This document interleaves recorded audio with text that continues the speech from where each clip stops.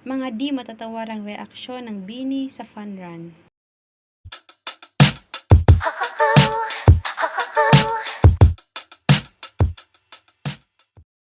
The latest update of BINI as they bloom wherever they go. Mukha ni BINI Maloy na na-distract sa haba ng selfie stick, naabot talaga ang float.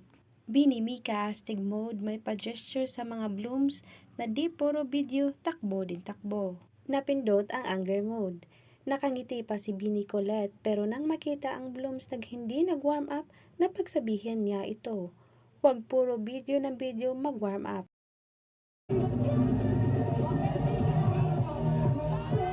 Sa float naman tinanong ng isang bloom kanino lang si BINI Colette at ang sagot, di ko alam.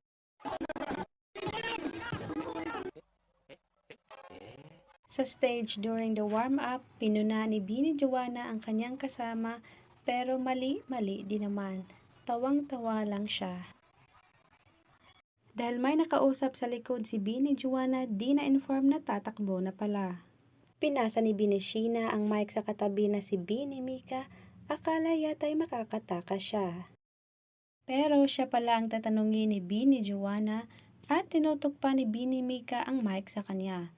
Napaimpronto na naman si BINI Sheena. Anong comment mo? Saan? For everything. Thank you so much. Thank you all for coming. Now let's all warm up to be warm. As we observe, BINI are very expressive sa kanilang action and words. Let's make them true and genuine towards their BINI members and blooms.